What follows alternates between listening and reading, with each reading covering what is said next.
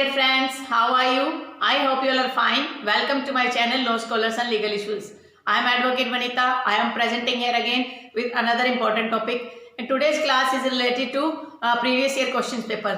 जो हरियाणा जुडिशरी के अभी जो है वैकेंसी आउट होने के चांसेस हैं और राजस्थान के भी, तो मुझे लगा कि क्यों ना प्रीवियस ईयर्स के कुछ क्वेश्चन पेपर हैं उनको भी हम सोल्व करें, जिससे हमें पैटर्न भी पता चले और हमारी जो है इस तरीके से प्रैक्टिस भी हो जाए। तो हो सकता है कि ये जो लेक्चर है 2008 का जो पेपर था उसमें 90 क्वेश्चन ही थे, तो उसमें कुछ एक क्वेश्चन तो ऐसे जनरल अवेयरनेस के वो हमारे काम के नहीं है, फिर भी उसमें से मान के चलो अब 75 और 80 क्वेश्चन हम कवर करेंगे। It may be of 2 lecture और 1 लेक्चर, हो सकता है एक लेक्चर में कवर करवा दूं मैं, या हो सकता है 2 या 3 लेक्चर भी इसके लिए लग जाए। चलो आज का लेक्चर हम स्टार्ट करते हैं। Haryana judiciary service exam 2008। The first question is who is the father of international law.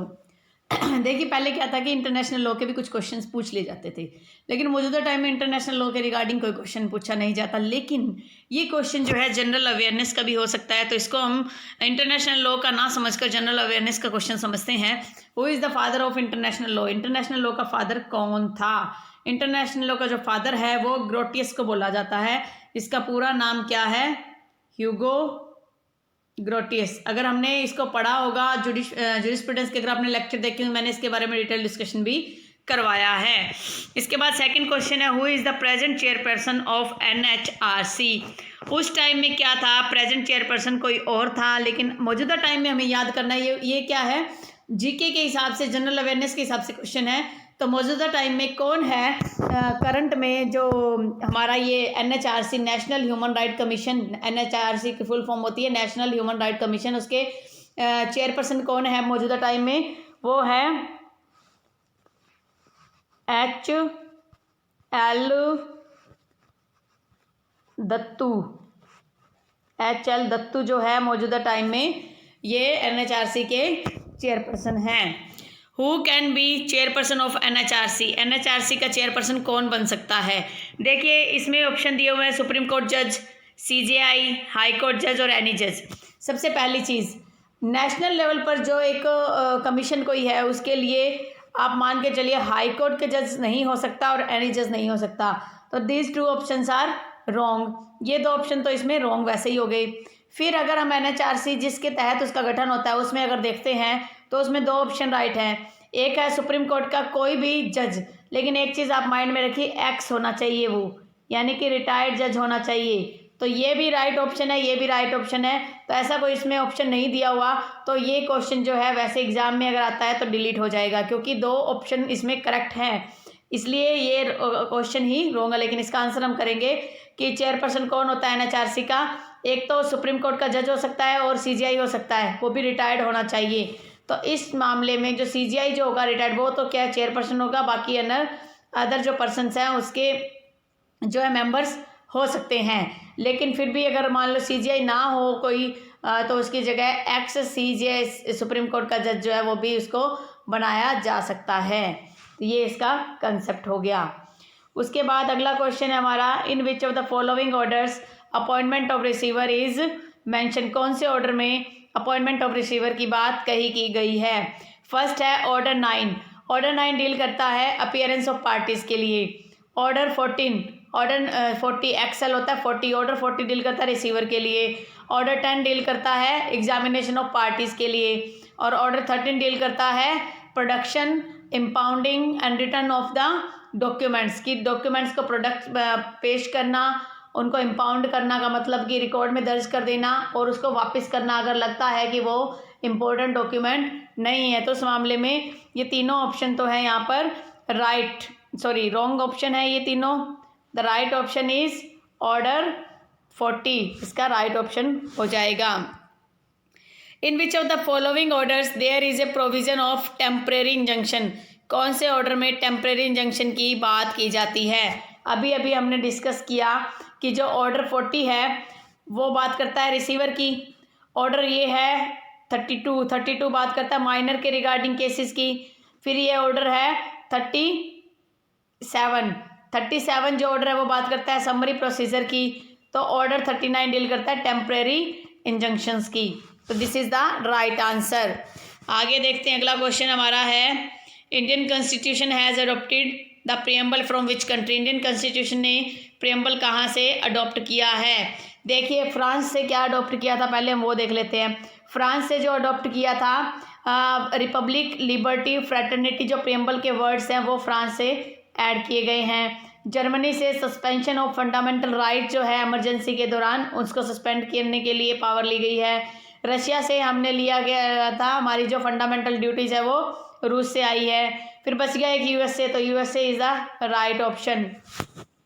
फिर नेक्स्ट की बात करते हैं, in which in Indian constitution has taken judicial review from, judicial review किस कंट्री से लिया गया है।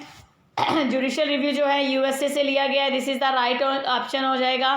बट हम देख लेते हैं जर्मनी से क्या लिया गया था, हमने ऊपर ही डिस्कस किया था। जर्मनी से suspension of fundamental rights in emergency लिया गया है। साउथ अफ्रीका से क्या लिया गया है, साउथ अफ्रीका से हमने अमेंडमेंट का जो प्रोसीजर है वो अडॉप्ट किया है।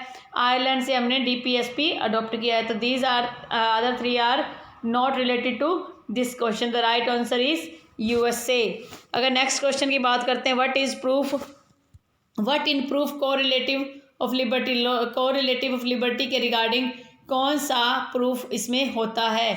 क्या पावर लिबर्टी शो करता है, अगर पावर है तो उसमें आज़ादी को कंट्रोल किया जाएगा। राइट है तो वहाँ भी, अगर राइट है तो उसके साथ ड्यूटी भी होगी तो वो भी लिबर्टी नहीं है। इम्यूनिटी है वो भी लिबर्टी में नहीं आएगा। लिबर्टी का मतलब होता है जब किसी प्रकार का कोई क्लेम कोई दूसरा डिमांड ना करे, उसे कहा जाता है कोरिलेटिव ऑफ लिबर्टी। तो ये concept is right answer is no claim.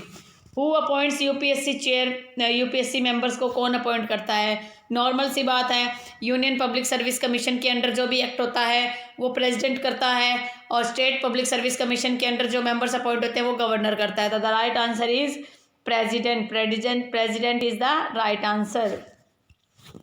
Next है, who of the following is not appointed by president. President क्या करता है, सेंट्रल लेवल की पोस्ट के लिए अपॉइंटमेंट करता है। अटर्नी जनरल जो होता है वो सेंटर की पोस्ट होती है। अटर्नी जनरल ऑफ इंडिया कौन है, जो हमारे सेंटर की तरफ से रिप्रेजेंट होता है वहाँ पर, उसको अटर्नी जनरल ऑफ इंडिया बोलता है। हमारे बोला जाता है हमारे कॉन्स्टिट्यूशन के अंदर सेक्शन नंबर 70 आर्टिकल नंबर 76 है, वो इसमें प्रोविज़न है। सीजीआई कौन अपॉइंट करता है, प्रेसिडेंट करता है 124 के अंदर। Controller and auditor general CAG जिसे बोलते हैं, जो रिपोर्ट्स पेश करता है, वो किसके साथ अंडर होता है 148 में आर्टिकल में प्रेसिडेंट के। एडवोकेट जनरल जो होता है वो स्टेट के लिए एक एडवोकेट होता है जिसको एजी बोलते हैं, जो 165 आर्टिकल में है, और इसको अपॉइंट करता है गवर्नर। तो राइट ऑप्शन इज गवर्नर, किसको जो है प्रेसिडेंट अपॉइंट नहीं करते। Next question is, from which country we have adopted constitution of ombudsman. Institution of ombudsman क्या होता है, जिसे आप कह सकते हो अभी बीच में जो एक मुद्दा भी चला था सेंटर और स्टेट और लोकायुक्त और उसके बारे में, तो ऑम्बुड्समैन जो है वो स्वीडन से लिया गया है। ये अदर कोई भी ऐसी कंट्री नहीं है जिन्होंने ऑम्बुड्समैन को अडॉप्ट किया था। स्वीडन जो फर्स्ट कंट्री था जिसने सबसे पहले इसने अडॉप्ट किया था, तो इसीलिए स्वीडन इसका राइट आंसर है। Complaint under section 2D can be, under section 2D अगर हम देखते हैं सीआरपीसी का, अगर उसमें देखते हैं तो कंप्लेंट कैन बी रिटन और ओरल। हम जब पुलिस में जाते हैं, पुलिस को हम कंप्लेंट देते हैं, वो हम लिख के भी दे सकते हैं, लेकिन कोई अनपढ़ है और वो लिख नहीं पाता तो वो पुलिस के पास जाके अपनी प्रॉब्लम बताता है, तो वो वहाँ पर ओरल बताएगा, और पुलिस उसको रिकमेंड लिखती है तो वो क्या है, ओरल हो सकता है। इसी तरीके से जब हम कोर्ट के अंदर जो कंप्लेंट केसेस दर्ज होते हैं उसके अंदर भी क्या आप लिखित तौर पे भी एक दस्तावेज दे सकते हो कंप्लेंट का, और वहाँ पर आप जज के सामने पेश होकर ओरली भी अपनी रिपोर्ट्स करवा सकते हो। तो the right answer is written और ओरल, दोनों ही हो सकता है। Next question, finance commission is whether constitutional body और स्टैट्यूटरी बॉडी। देखिए फाइनेंस कमीशन ऑफ इंडिया हमारे कॉन्स्टिट्यूशन के आर्टिकल 20 में डील करता है। आर्टिकल 20 जो है वो डील करता है, 20 नहीं 280 जो है वो फाइनेंस कमीशन के बारे में बताता है। जब आर्टिकल हमारा बताता है इसका मतलब कॉन्स्टिट्यूशनल प्रोविजन है, तो ये क्या होगा, स्टैट्यूटरी बॉडी होगी, कॉन्स्टिट्यूशनल बॉडी होगी। क्या इसे कॉन्स्टिट्यूशनल और स्टैट्यूटरी बॉडी बोला जा सकता है? The right answer is yes. Preamble was amended by what amendment, किस अमेंडमेंट के द्वारा प्रियम्बल को अमेंड किया गया था? 42 अमेंडमेंट था 1976 का, जब जो है इसको अमेंड किया गया था, जिसे मिनी कॉन्स्टिट्यूशन भी बोला जाता है। इंदिरा गांधी की इमरजेंसी के दौरान इसको लाया गया था। मिनी कॉन्स्टिट्यूशन का मतलब है कि इसमें बहुत सारे अमेंडमेंट्स हुए थे। उसके बाद क्या हुआ, इंदिरा की सरकार जाने के बाद जब दूसरी सरकार आई तो मोरारजी देसाई की सरकार आई 1977 में, फिर 44th अमेंडमेंट आया था जिसके रिगार्डिंग क्या था कि जो पहले के जो इलीगल कंसेप्ट जो इंदिरा गांधी के टाइम पर ऐड किए गए थे, अमेंड किए गए थे, उनको रिमूव किया गया। और 42nd अमेंडमेंट में ही प्रियम्बल में अमेंडमेंट किया गया था, कंसेप्ट ऐड किया गया था इंटीग्रिटी। कौन सा कंसेप्ट था मेरे माइंड में अब नहीं आ रहा, एक्चुअली मुझे माइंड में है लेकिन याद नहीं आ रहा। तो वो 42 में ही ये अमेंडमेंट किए गए थे और सिर्फ अब तक एक ही बार ये जो है प्रियम्बल जो है अमेंड की गई है। और ऐसा नहीं है कि प्रियम्बल को दोबारा अमेंड नहीं किया जा सकता, किया भी जा सकता है। जब लगेगा कि कोई ऐसा कंसेप्ट है जो बेसिक स्ट्रक्चर के अगेंस्ट नहीं है तो उसको इसमें ऐड किया जा सकता है। तो यूनिटी एंड इंटीग्रिटी ऐसे कोई वर्ड है वो जो बाद में ऐड किए गए थे, मेरे माइंड में नहीं है, स्लिप हो रहा है माइंड से कि कौन से ऐसे वर्ड थे जो ऐड किए गए थे। सॉरी फॉर दैट इरेगुलरिटी, ये मेरी इरेगुलरिटी है, मुझे उसके लिए अब सॉरी मानती हूँ मैं। मुझे माइंड में नहीं आ रहा कि प्रियम्बल का कौन सा पार्ट था जो ऐड किया गया था। मैं अभी आपको देख के जो है बताती हूँ, मेरे माइंड से ये स्लिप हो गया है। देखिए, जैसे भी जब कभी भी हमारे मन में कोई डाउट अराइज होता है, मान लो मुझे अब माइंड में नहीं आ रहा था कि प्रियम्बल में कौन से वर्ड्स ऐड किए गए थे और कौन से पहले से इंक्लूड थे, तो मुझे क्या है, अगर मैं उसको छोड़ देती कि फर्दर हम डिस्कस करेंगे तो ये हमारा क्वेश्चन वहीं के वहीं खड़ा रह जाता।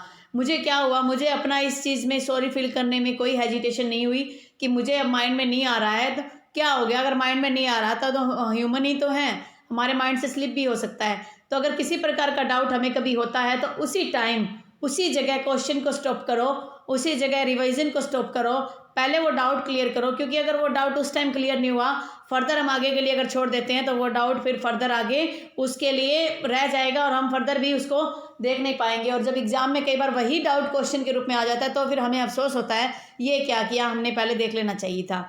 ये अभी मैंने गूगल किया है, स्क्रीनशॉट लिया है और मैं आपके साथ ये शेयर कर रही हूँ कि ये जो डाउट है हम फर्दर जो है नहीं रखेंगे, क्योंकि ये क्वेश्चन अभी भी एग्जाम में हो सकता है, इस टाइम भी, इस बार भी हरियाणा जुडिशरी के एग्जाम में या राजस्थान के एग्जाम में, कहीं भी किसी भी कम्पिटिटिव के एग्जाम में कहीं भी पूछा जा सकता है।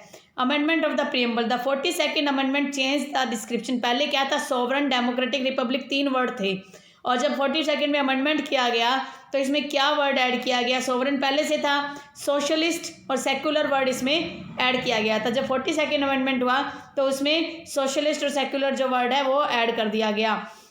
उसके बाद यूनिटी ऑफ द नेशन पहले ही था, अब इंटीग्रिटी वर्ड जो है वो इसमें ऐड कर दिया गया। तो ये जो डाउट है हमारा अब क्लियर हो चुका है। The right answer is 42nd amendment, जो मैं आपको पहले ही बता चुकी हूँ।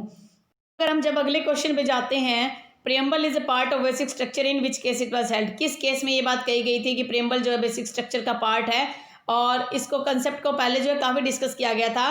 री बेरूबारी यूनियन के केस में ये बात कही गई थी कि preamble is not the part of the basic structure और it can not be amend. पर ये क्या है कि केशवानंद भारती का केस ऐसा लैंडमार्क केस था जिसमें ये बात कही गई कि ये जो बेसिक स्ट्रक्चर का पार्ट भी है और साथ के साथ इसको अमेंड भी किया जा सकता है, पर वो अमेंडमेंट जो है वो सब्जेक्ट टू बेसिक स्ट्रक्चर होना चाहिए। बेसिक स्ट्रक्चर को लॉस ना हो तो इसमें अमेंडमेंट भी किया जा सकता है। तो ये बात जो है केशवानंद भारती के केस में बोली गई थी। उसके बाद हमारा नेक्स्ट क्वेश्चन है, position of prime minister. Position क्या होती है प्राइम मिनिस्टर की, क्या पोजीशन, क्या हेड ऑफ गवर्नमेंट होता है? नॉर्मल सेंस में देखें तो वो हेड ऑफ गवर्नमेंट भी होता है, हेड ऑफ स्टेट भी होता है, चीफ ऑफ लोकसभा का मुखिया भी से माना जाता है, और head of the council of minister. लेकिन एक्चुअल में उसकी एक्चुअल में पावर क्या है? स्टेट का यहाँ मतलब है पूरा कंट्री, तो किसका हेड माना गया है, किसका हेड उसको बोला गया है? हेड ऑफ द स्टेट बोला गया है। Can a woman be punished for crime of adultery? क्या एक वुमन को अडल्ट्री के लिए पनिश किया जा सकता है? देखिए, पहली बात, जब अडल्ट्री का मामला होता है, अडल्ट्री होता क्या है? जहाँ पर एक मैरिड लेडी का किसी अदर पर्सन के साथ इलीगल अफेयर होता है और जो अदर पर्सन होता है उसको जो अडल्ट्री में लायबल माना जाता है। और किसके थ्रू कंप्लेंट होती थी? हस्बैंड के थ्रू। लेकिन 2018 में जोसेफ साइन का एक केस आया, ये केस बहुत इम्पोर्टेंट है, 2018 के अंदर आया था, ये जोसेफ साइन का केस था वर्सेस यूनियन ऑफ इंडिया। इस केस में क्या था कि ये इसको अनकॉन्स्टिट्यूशनल डिक्लेयर कर दिया गया। जब हम राइट टू इक्वलिटी की बात करते हैं, जब हम फंडामेंटल राइट की बात करते हैं, तो हस्बैंड वाइफ जो है इक्वल फुटिंग पे होने चाहिए। अब हस्बैंड जो है मैरिड होते हुए भी किसी अदर गर्ल के साथ रह रहा है, लिव इन में रह रहा है, कैसे भी रह रहा है, तो वाइफ को कोई राइट नहीं है कि वो कंप्लेंट कर सके। लेकिन अगर वाइफ जो है किसी का अगर एक्स्ट्रा मैरिटल अफेयर है तो हस्बैंड के पास राइट था कि वो उसके खिलाफ कंप्लेंट कर सके। तो 2018 के इस लैंडमार्क केस में सावित्री विष्णु केस जो था उसको ओवर रूल्ड कर दिया गया, जो शायद 1985 और 86 में ऐसे करके केस आया था, उसको ओवर रूल्ड कर दिया गया। और जोसेफ साइन के जो केस में ये बात कही गई कि जो सेक्शन 497 है आईपीसी का, वो जो है अनकॉन्स्टिट्यूशनल उसको डिक्लेयर कर दिया गया। लेकिन अगर हम इस क्वेश्चन में देखें तो इसमें साफ आंसर आ रहा है कि वाइफ को जो है वुमन को इसमें पनिश्ड नहीं किया जा सकता। अब नेक्स्ट क्वेश्चन देखते हैं, in which year and by what amendment article 21A was inserted. सबसे पहले अमेंडमेंट्स को देख लेते हैं। अमेंडमेंट्स जो 93rd जो अमेंडमेंट था, 19th अमेंडमेंट में क्या किया गया था, आर्टिकल 71 का 1A ऐड किया गया था। 91st अमेंडमेंट से क्या ऐड 91st अमेंडमेंट से ऐड किया गया था कि 93rd से नहीं, सॉरी 91st अमेंडमेंट से ऐड किया गया था, जिसमें क्या बोला गया था कि 50% से ज़्यादा जो है मेंबर्स लोकसभा में जो जिसको मंत्री पद दे दिया जाता है वो नहीं बन सकते, कैबिनेट मिनिस्टर नहीं बन सकते, चाहे स्टेट लेजिस्लेचर हो चाहे सेंट्रल लेजिस्लेचर हो। इसी तरीके से जो 89th अमेंडमेंट है उसमें आर्टिकल 338A को ऐड किया गया, जिसके तहत national commission for ST scheduled tribe के लिए उसमें ऐड किया गया उसके अंदर। फिर इसमें 93rd अमेंडमेंट जो था वो 93rd अमेंडमेंट में एडिंग की गई थी। इस अमेंडमेंट के थ्रू क्या किया गया था मेरे माइंड में, हाँ आर्टिकल 91 अमेंडमेंट 93rd अमेंडमेंट में क्या था, आर्टिकल 15 का आर्टिकल 15 जो है इंडियन कॉन्स्टिट्यूशन का इक्वलिटी के रिगार्डिंग, उसका क्लोज 5 है, उसके अंदर advancement of any socially and educationally backward classes for purpose of citizens के लिए वो ऐड किया गया था वर्ड। तो 93rd अमेंडमेंट में वो ऐड किया गया था। बच गया 86। तो 86 के अंदर क्या हुआ, हमारा 21A को जो है right to education fundamental right के लिए इसको लाया गया। उससे नेक्स्ट क्वेश्चन कहता है, in which amendment voting age was reduce from 21 to 18। किस अमेंडमेंट में वोटिंग एज जो है वो 21 से 18 साल कर दी गई। इसमें भी पढ़ लेते हैं, मोटा मोटा जल्दी पढ़ूंगी मैं, क्योंकि मेरे पास इतना टाइम नहीं होता और मुझे वीडियो भी बनाने होते हैं और मुझे क्लासेस भी लेनी होती है और मुझे और भी एक्स्ट्रा काम होते हैं। फिर इसके अंदर क्या है कि जो 61st अमेंडमेंट था उसमें जो है 21 से 18 ईयर्स तक जो है ये कंसेप्ट लाया गया था, ये आप माइंड में रखिए। 42nd हमने डिस्कस कर ही लिया था, 1976 में आए थे, मिनी कॉन्स्टिट्यूशन बोले थे। 43rd क्या था, उसमें रिपीट कर दिए गए थे, जो कुछ ऐड किया गया था ना 43rd अमेंडमेंट में कुछ हिस्सा निकाल दिया गया था, जैसे आर्टिकल 31 का D, 32A, 131A, 144A, 226A, 228A इनको रिपील कर दिया गया था। 52nd अमेंडमेंट के द्वारा एंटी डिफेक्शन लॉ शेड्यूल 10 में ऐड कर दिया गया था। तो राइट आंसर इज D। उसके बाद है, in Indian majority act at what age person is considered. कितनी एज में मेजर होता है, 18 ईयर्स में होता है। मेजोरिटी एक्ट में ये बात कही हुई है। जब हम मेजर माइनर की बात करते हैं ना, कॉन्ट्रैक्ट एक्ट के लिहाज से बहुत ज़्यादा इसको डिस्कस किया जाता है। उसके बाद अगला क्वेश्चन है, till what period husband has to maintain his divorce wife. कितने समय तक हस्बैंड को अपनी डाइवोर्स वाइफ को मेंटेनेंस करना पड़ता है। देखिए, वाइफ ने अगर मान लो तलाक ले लिया है और उसको मेंटेनेंस दिया जा रहा है तो हस्बैंड कब तक पे करेगा, हस्बैंड जो है तब तक पे करेगा जब तक वाइफ जो है सेकेंड मैरिज ना कर ले। सेक्शन 125 का क्लोज A है CRPC का, वो ये बताता है कि अनटिल शी मैरिज, जब तक वो शादी ना कर ले तब तक जो है उसको राइट है कि वो मेंटेनेंस ले। अगर शादी कर लेगी तो लाइबिलिटी खत्म हो जाएगी। अगला क्वेश्चन है कि what is the object of mehr. Muslim law में मेहर का क्या ऑब्जेक्ट है। वैसे तो देखा जाए मेहर क्या एक तरीके से रिस्पेक्ट के तौर पर है, लेकिन मुल्ला ये कहता है, जो मुल्ला की जो कमेंट्री है मुस्लिम लॉ में, वो ये कहता है कि रिस्पेक्ट टू वुमन भी है और सब्सिस्टेंस टू वाइफ भी है। लेकिन एक्चुअल में हम अगर प्रैक्टिकली देखें तो इसका मेन मकसद तो यही है ना कि जब वाइफ को डाइवोर्स मिल जाता है तो जो मेहर की रकम है वो उसको वापस अगर मिल जाएगी तो क्या है, मेहर की रकम जो उसको मिलती है वो उसके फ्यूचर में अगर डाइवोर्स हो जाता है तो उसके बाद वो अपना लाइफ अच्छे से जी पाए। तो सब्सिस्टेंस टू वाइफ जो है ये राइट आंसर होगा। उससे अगला क्वेश्चन है हमारा, what is stay order. Stay order क्या होता है। स्टे ऑर्डर क्या होता है, जब हम कोर्ट में केस फाइल करते हैं और सामने वाली पार्टी उसमें स्टे ले लेती है तो स्टे एक तरीके से इंजंक्शन होता है। ऑर्डर क्या होता है? ऑर्डर तो किसी प्रकार के ऑर्डर को ऑर्डर बोल देते हैं। डिक्री फाइनल ऑर्डर होती है, फाइनल जो एडजुडिकेशन होता है, तो बोथ द पार्टीज को जब सुन लिया जाता है और एक फाइनल कंक्लूजन पे जो पहुंचा जाता है सिविल केसेस में, उसको डिक्री बोलते हैं। इंटरलोकेटरी ऑर्डर क्या करता है? ये सिर्फ उन दोनों के बीच में, दो पार्टियों के बीच में जो इंटरवेनिंग मैटर है, जिस वजह से उन दोनों के बीच में विवाद खड़ा हुआ, उसके रिगार्डिंग जो ऑर्डर पास होता है वो इंटरलोकेटरी ऑर्डर पास होता है। स्टे ऑर्डर क्या होता है? एक तरीके से इंजंक्शन ही होता है।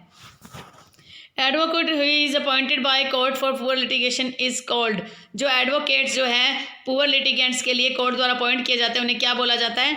उन्हें लीगल रिप्रेजेंटेटिव बोला जाता है। Next, on home the burden of proof lies in criminal cases में बर्डन ऑफ प्रूफ किस पे होता है? बर्डन ऑफ प्रूफ में जो सिविल केसेस होते हैं उसमें तो जो है उसमें भी प्लेंटी पे ही होता है बेसिकली, लेकिन जो क्रिमिनल केसेज होते हैं उनमें बेसिकली प्रोसिक्यूशन पे होता है। जो कोर्ट में जब केस होता है, एफआईआर वगैरह रजिस्टर होती है, वो सरकार की तरफ से होती है और सरकार का जो प्रोसिक्यूटर होता है वही जो है अपना वहाँ पर प्रूव करता है केस को। तो ये प्रोसिक्यूशन पे होता है। ये कहाँ मेंशन किया गया है? ये मेंशन किया गया है हमारे इंडियन एविडेंस के 101 सेक्शन के अंदर जो है ये बात कही गई है। उसके आगे अगला क्वेश्चन है हमारा, what is the standard of proof in civil cases? Civil cases में स्टैंडर्ड ऑफ प्रूफ क्या होता है? देखिए, क्रिमिनल केसेस में जो हमें केस को प्रूव करना होता है वो बियॉन्ड रीजनेबल डाउट होता है कि किसी प्रकार का अगर डाउट रह गया ना तो उसमें अक्यूज को बरी कर दिया जाता है। लेकिन सिविल केसेस में बैलेंस ऑफ प्रोबेबिलिटीज़ होता है कि दोनों जब अपने अपने व्यूज़ रखते हैं, दोनों अपने अपने सबूत पेश करते हैं दोनों पार्टीज, तो उसके बाद कोर्ट देखती है कि बैलेंस ऑफ प्रोबेबिलिटी किसकी है, कि संभावनाएं किसके पक्ष में ज़्यादा आ रही है कि हाँ एक्चुअल में ये हुआ होगा। तो वो जो चीज़ है वो बैलेंस ऑफ प्रोबेबिलिटीज़ जो है वो सिविल केसेस में मानी जाती है। ये स्टैंडर्ड ऑफ प्रूफ होता है।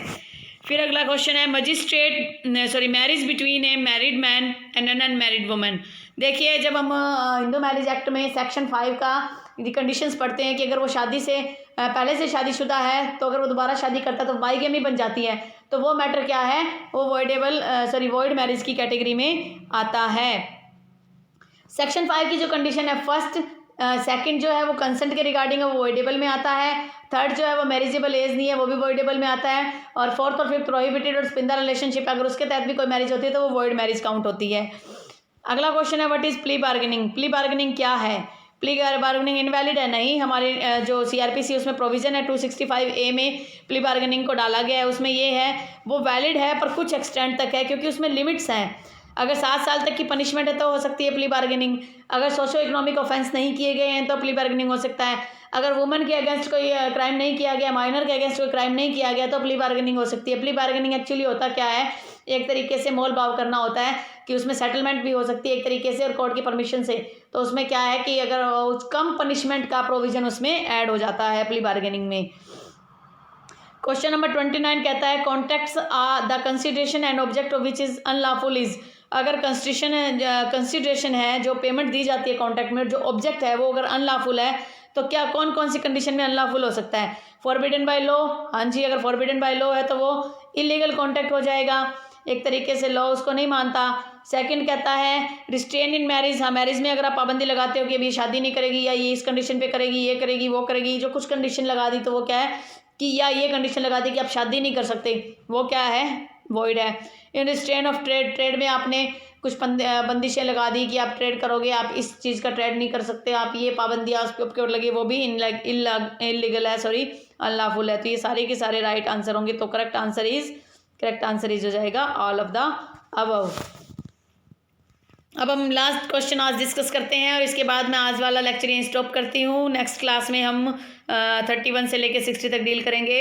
व्हाट इन प्रोविजन आर्टिकल 22 में किस चीज़ का प्रोविजन है, पहले मैं आपको बता देती हूँ। आर्टिकल 20 का क्लोज जो है वो किसके रिगार्डिंग है? ये जो प्रोविजंस हैं इसके अंदर सबसे पहला जो प्रोविज़न आता है वो है x post facto law 20 close 1 में, सेल्फ कन्विक्शन 20 क्लोज 2 में 3 में, तो 2 में क्या आता है? डबल जेओपार्डी आता है। This is the right answer. तो आज का हम अपना लेक्चर यहीं फिनिश करते हैं और आप भी इनको प्रैक्टिस कीजिए। अगर मेरे इस लेक्चर में किसी प्रकार का आपको डाउट रह गया है या मान लीजिए मेरी कोई मिस्टेक्स रह जाती है तो आप मुझे उसके बारे में भी बताइए। आई होप आपको आज का लेक्चर अच्छा लगा होगा। जो मैंने जिस तरीके से कंसेप्ट आपको क्लियर करवाया वो आपको अच्छा लगा होगा। अगर आपको आज का लेक्चर अच्छा लगा है वीडियो को आप लाइक कीजिए, शेयर कीजिए और अगर मेरे चैनल पे न्यू हो और फर्स्ट टाइम इस वीडियो को देख रहे हो तो आप मेरे चैनल को सब्सक्राइब कर लीजिए और कोरोना के इस काल में आप अपना, अपने फैमिली मेम्बर्स का, नेबरहुड का ध्यान रखिए। Stay home, stay safe, stay healthy. Thank you for watching. Have a nice day.